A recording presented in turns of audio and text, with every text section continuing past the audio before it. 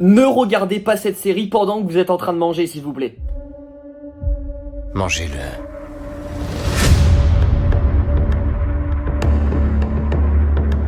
Bonjour à tous, j'espère que vous allez tous très bien. Aujourd'hui on se retrouve pour une nouvelle vidéo comme vous avez pu voir sur le titre et sur la miniature. Aujourd'hui ça fait longtemps mais on se retrouve pour une vidéo critique d'une nouvelle série. Oui, on va parler de Dahmer, la nouvelle série vraiment qui cartonne sur Netflix, qui est disponible sur Netflix, qui est vraiment top 1 partout, je crois dans plus de 70 pays. C'est juste énorme la série avec comme rôle phare Evan Peters en tant que Jeffrey Dahmer. On va en revenir un petit peu de tout ça, je vais faire une partie sans spoiler et on fera une partie bien évidemment avec spoiler où on va un petit peu plus rentrer dans les détails de cette série qui comporte 10 épisodes bien évidemment de 1 heure. Bref, l'histoire de la série Dahmer raconte tout simplement une histoire vraie, le mec qui s'appelle Jeffrey Dahmer, qui est surnommé le cannibale de Milwaukee et qui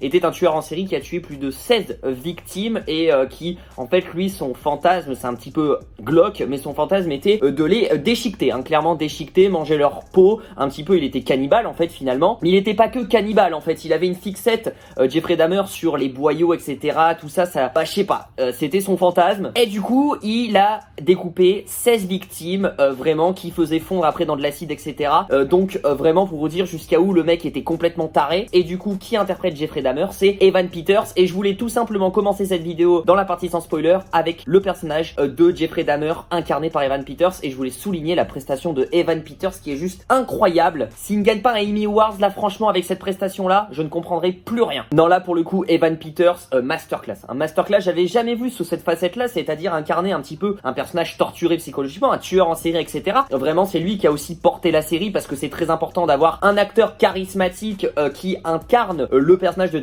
Jeffrey Dahmer, un tueur en série très glauque, très renfermé sur lui-même avec peu d'émotions etc, qui peut passer du calme à l'énervement en moins de 2 secondes, qui a ce côté super calme quand il parle, ce regard complètement vide, la façon dont il marche, la posture, bref il l'incarne à merveille. Et limite parfois c'est flippant parce qu'on dirait que c'est vraiment lui Jeffrey Dahmer, Evan Peters. On n'arrive pas à différencier vraiment le tueur en série de l'acteur. Ce qui est très intéressant aussi avec cette série, c'est que oui elle comporte 10 épisodes de plus d'1 heure, ça peut en faire fuir certains etc. Et figurez-vous que c'est pas forcément lent et c'est très bien monté et très bien rythmé, dans le sens où du coup je vais pas vous spoiler, on va revenir sur la partie spoiler, mais on fait du coup une alternation entre le passé et le présent. Donc du coup ça permet à chaque fois de dynamiser les épisodes etc. Et pour le coup c'est vrai qu'on fait passé, présent, passé, présent, passé, présent, on pourrait se perdre. Tu sens directement l'ambiance glauque, mais même quand j'avais vu la bande annonce, on le sentait directement, que ça soit déjà la musique, la bande son vraiment est très bien, vraiment c'est du violon, c'est un petit peu bizarre, c'est des petites notes très stressantes. L'esthétique de l'image, c'est clairement ça, on est sur ce côté verdâtre à l'étalonnage, vraiment pour montrer ce côté un petit peu aussi hôpital psychiatrique, un petit peu ce côté très glauque. Je voulais parler rapidement des familles des victimes etc, parce que ça a fait beaucoup polémique aux États-Unis, qu'elles étaient pas trop mis en avant ou qu'elles étaient mal introduites etc, mal faites dans la série, ça a pu choquer des gens et tout etc. Je suis pas du tout du même avis, parce que je trouve que justement c'est un bel hommage aux familles des victimes, et l'hommage vraiment on les a mis vraiment au centre de l'écran pendant un certain temps de la série. Bien évidemment qu'on suit principalement la biographie, l'histoire sur Jeffrey Dahmer, mais vraiment en sous-intrigue on a quand même les familles des victimes, on se concentre sur elles, on développe aussi des personnages, les pères de famille, comment ils sont torturés etc, comment ils réagissent après ça, leur combat, un petit peu leur combat qu'ils mènent aussi. Et aux États-Unis il y avait toujours cette inégalité entre les personnes blanches et les personnes noires, donc ça aussi j'ai trouvé très intéressant que Ryan Murphy mette en avant du coup cette inégalité là, aussi les problèmes qu'il peut y avoir, tout ça pour le coup c'est bien représenté je trouve, donc franchement pour le coup rien à dire. Tous les personnages aussi jouent très bien. J'ai eu aussi un coup de cœur pour la voisine du coup de Jeffrey Dahmer qui je trouve a joué merveilleusement bien son rôle, mais aussi un gros coup de cœur pour le père de Jeffrey qui je trouve l'acteur a joué incroyablement bien. Effectivement c'est une adaptation, donc qui dit adaptation dit on connaît un petit peu l'histoire vraie, donc on est un petit peu soi-disant spoilé, sauf qu'il y a plein de choses qui sont assez intéressantes, parce que là en tant que spectateur moi j'étais en mode pourquoi il est passé comme ça de un garçon assez timide etc quand il était petit à un tueur en série qui a des fantasmes hyper chelou. On a beaucoup de questions, on se pose beaucoup de questions à chaque épisode et du coup ça te donne envie de regarder l'autre épisode et de voir un petit peu son évolution, pourquoi, du comment. Et surtout que vraiment, je le ressouligne, mais Evan Peters t'aide vraiment à rentrer dans l'histoire carrément. En fait, dès les premières 5 minutes, j'étais déjà plongé dans la série. Je ne suis pas sorti un moment de la série, pour vous dire. Toutes les scènes sont importantes. Il n'y a pas une scène de trop. Il y a certes des scènes qui sont un petit peu plus lentes, mais qui sont très importantes dans le dialogue, dans la façon de filmer, etc. Bref, pour finir cette partie sans spoiler, je peux que vous recommander Dahmer, la série, vraiment. Elle est incroyable. Elle est incroyable. Vous ennuyez pas, ça c'est sûr. Il y a du suspense. On se pose des milliers de questions à chaque fin d'épisode. Evan Peters a fait une masterclass d'acting. Effectivement, parfois ça te fout la nausée, mais c'est le but de la série que ça te foute la nausée, parce que parfois, voilà, on voit un petit peu les détails, hein, rien n'est forcément trop censuré. Après, je voulais revenir sur ce sujet-là aussi, parce que forcément, c'est un méga tueur en série qui s'est amusé à découper ses victimes, à manger les organes de ses victimes. Et ben, ce qui est assez intéressant, c'est que c'est montré subtilement, c'est pas forcément trop montré. Ça en devient pas trop gore, la série, vraiment, parce que j'avais peur de ça, hein, vraiment j'avais peur de ça, que ça devienne limite trop gore et qu'on soit un petit peu écœuré du truc. Mais non, au final, certes, on a quelques scènes un petit peu sanglantes où on voit les détails, mais tout au long de la série, on essaye de comprendre comment ça se passe dans son cerveau, en fait, à Jeffrey Dahmer, et on essaye de trouver des réponses. Et des réponses, à chaque fois, on en a au fur et à mesure où tu avances dans la série. Bref, passons maintenant à la partie spoiler. Let's go. Pour rapidement un petit peu te parler de la série, même s'il n'y a pas 50 000 trucs à spoiler, sachant qu'on sait un petit peu tous les détails, en fait, comme c'est inspiré d'une histoire vraie. Mais moi, je veux revenir sur la construction, en fait, de la série, c'est-à-dire le premier épisode, que moi, je m'attendais pas du tout, parce que le premier épisode, ça soit, du coup, dans le futur, finalement, où on a Jeffrey Dahmer qui va se faire arrêter par les flics, etc. Et du coup, après, dès l'épisode 2, on le suit quand il est tout petit, donc on a des alternations entre le passé et le présent. Et à chaque épisode, on a toujours des petites scènes du présent, où il parle, où il est arrêté, etc. Petit à petit, on le suit en prison. Mais à chaque fois, les 3/4 du temps, c'est de quand il est petit, comment en fait il est devenu comme ça, jusqu'à son premier meurtre aussi, qui est un événement très très important en fait dans sa psychologie. C'est-à-dire que c'est à partir de là qu'il a dépassé les limites. D'ailleurs, cette scène est encore marquée dans ma tête parce que je trouve que Evan Peters a fait une prestation de malade. Dès qu'il tue sa première victime, il est en mode panique, etc. Mais d'un côté, il est excité en mode, parce que c'est un peu ses délires, ses fantasmes et tout. Ça, c'est une des scènes qui m'a vraiment le plus choqué dans sa palette d'acting. Et ensuite aussi, c'est très intéressant de voir, parce que entre sa première victime et sa deuxième victime, il y a une pause de 9 ans, je crois, un truc comme ça, où à chaque fois il fait des petits jobs et tout, mais à chaque fois il est viré parce que il fait des bêtises, clairement. Je voulais souligner aussi la petite intrigue sur un ou deux épisodes de Tony et Jeffrey Dahmer, que j'ai trouvé super intéressante, surtout le personnage de Tony qui a été une des victimes malheureusement, et qui était le personnage qui était sourd. Et franchement, j'ai trouvé ça super bien réalisé, super bien tourné, super bien emmené sur le fait qu'il soit sourd, avec Jeffrey Dahmer aussi qui lui n'a pas forcément d'amis. Tony lui aussi n'avait pas forcément d'amis, était rejeté de la société parce qu'il était sourd, et du coup les deux ont eu un sacré lien. Et c'est vrai que c'était une différence avec toutes les autres victimes en fait de Jeffrey, c'est que Jeffrey vraiment s'est attaché à Tony, et que même quand il voulait le tuer à la fin, il a eu du mal, il était à deux doigts de le laisser partir, etc. Et c'est là où tu vois que Jeffrey Dahmer a des sentiments et pouvait s'attacher à des personnes. Bon, au final il l'a buté, voilà, mais cette intrigue là j'avais bien aimé. Alors ensuite, les deux derniers épisodes du coup se passent totalement dans le présent. Du coup on a arrêté les scènes flashback, etc. Et ils sont peut-être un petit peu plus longs, un petit peu plus longués, etc. Mais ils sont d'autant plus importants, et c'est même les épisodes les plus importants de la série, parce que c'est là où on comprend tout, c'est là où Jeffrey est en prison, il avoue tout, il y a les procès, etc. blablabla. Il y a les familles des victimes qui sont représentées, c'est à partir de là qu'elles sont mises énormément en avant. Donc c'est des épisodes assez durs, assez tristes, et c'est là où on comprend tout.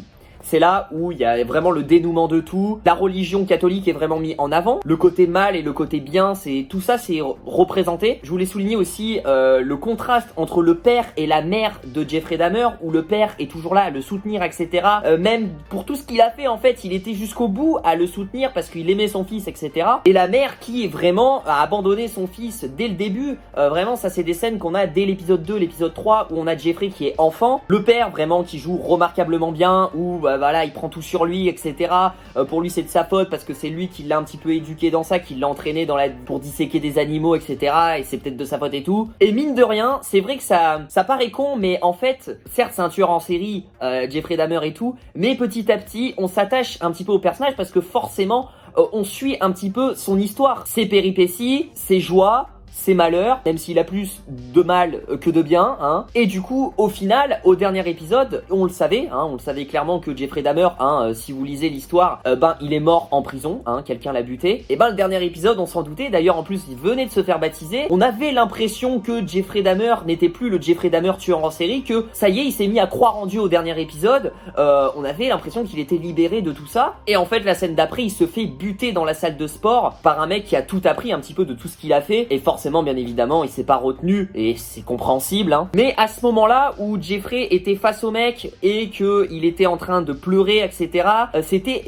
on avait l'impression que c'était plus le Jeffrey d'avant et que il avait fait la paix avec lui-même. Et mine de rien, ça m'a peiné en fait quand il est mort. Ça m'a peiné un petit peu, je sais pas vous. Alors attention, je ne suis pas un tueur en série, rassurez-vous, mais forcément, on s'est attaché petit à petit au personnage. Et le fait qu'à la fin, il s'est mis à croire en Dieu, il a compris cette notion de pardon, etc., et qu'il se fasse buter comme ça hyper salement, c'est vrai que ça m'a fait un petit pincement au cœur. Mais après, bien évidemment, j'ai envie de vous dire, il a ce qu'il mérite. Attention, certes, effectivement, on s'attache au personnage, mais il fait flipper tout au long de la série. Clairement, il fait flipper. Moi, j'aimerais pas être le voisin, de Jeffrey Dahmer, ou même juste le voir. En fait, juste lui parler. Moi, ça me fait flipper. Ça me terrorise. Et puis même les épisodes où il est tout petit, je fais un petit peu dans le désordre ma critique avec spoil, mais vraiment, je trouve que même le gosse joue super bien Jeffrey quand il est petit. Et c'est des scènes où tu comprends en fait directement comment il est devenu en fait ce tueur en série cannibale. C'est qu'en fait, ses parents n'étaient pas là pour lui et ses parents s'engueulaient constamment. Donc il était déjà seul chez lui et en plus de ça en cours il était toujours seul et forcément après son père lui a montré ça aussi, comment découper des animaux, etc. Et ça a commencé à le faire kiffer et tout. Et il a commencé sur des poissons, puis des animaux, puis après des humains. Alors après je voulais parler quand même rapidement de la grand-mère de Jeffrey Dahmer rapidement, quand il a sa période où il est un petit peu en puberté, où les hormones elles commencent à monter, etc. Et j'ai trouvé ce passage aussi très intéressant entre lui et sa grand-mère, malgré que quand même j'ai trouvé quelques facilités scénaristiques à ce moment-là, parce que quand même la grand-mère qui ne se doute de rien, qui ne descend jamais dans la cave, alors que dans la cave c'est là où il y a tous les meurtres, etc., et qui ne se doute de rien, genre Jeffrey commençait à emmener en plus des mecs chez sa grand-mère et tout, il a découpé des corps dans la cave, et sa grand-mère aurait très bien pu descendre dans la cave quand elle avait un doute, un soupçon, déjà dès le départ en fait. Sa grand-mère, dès qu'elle avait découvert qu'il y avait un corps bodybuildé en plastique dans son lit, voilà, elle commence à se poser des questions. Et pas du tout, elle était dans le déni complet. Même il y a une scène qui m'a marqué rapidement pour finir cette vidéo, c'est quand le père de Jeff cherche du coup sa boîte où il a mis plein de photos, du coup chez sa mère et la grand-mère qui est la grand-mère de Jeff, et du coup il demande à Jeff où est cette putain de boîte en bois où j'ai rangé mes photos. Jeff, je sais que tu l'as, ramène-la moi, etc. Et là Jeff se lève, va la chercher et le père le suit et on sait que dans cette boîte là il a mis son premier crâne en fait d'un mec. En fait il a gardé le crâne en fait dans la boîte, normal le mec. Et là dans la tête du spectateur tu te dis mais putain il va se faire cramer, et comment il va faire en fait, parce que le père le suit. Et ce qui est assez fou c'est que c'est super bien tourné, super bien monté aussi. On pense qu'il est à deux doigts de se faire cramer, que ça y est son père va le remarquer et qu'il est foutu. Et au final il dit j'ai pas la clé, donc son père énervé descend en bas chercher un putain de couteau pour défoncer la boîte en bois. Et du coup c'est comme ça que Jeff après enlève le crâne, le pose dans sa chambre dans un coin et met des magazines de cul, etc. Rapidement. Enfin cette scène était hyper stressante quand on se mettait vraiment à la place de Jeff, on était à la place de Jeff et c'était ultra stressant, ultra tendu. Et voilà, du coup c'est la fin de la vidéo. N'hésitez pas à lâcher votre plus gros pouce bleu si oui vous avez kiffé ou pas Dahmer. Dites-le moi aussi dans les commentaires, parce que peut-être que vous avez pas kiffé aussi la série. En tout cas pour moi c'est un grand oui, c'est un putain de 9 sur 10 clairement je vous le dis, c'est une masterclass la série. J'avais un peu peur aussi dès le départ de me dire vas-y je vais me faire un peu chier, ok machin, sur 10 épisodes c'est quand même long, mais en fait au final 10 épisodes c'est ce qu'il faut pour raconter toute l'histoire de Jeffrey Dahmer. Et vraiment gros coup de cœur pour Evan Peters qui a porté la série aussi, parce que si tu mets un acteur lambda, je pense qu'il incarne pas forcément le personnage correctement, je pense que directement tu t'ennuies. Je vous fais plein de bisous, prenez soin de vous, ciao ciao.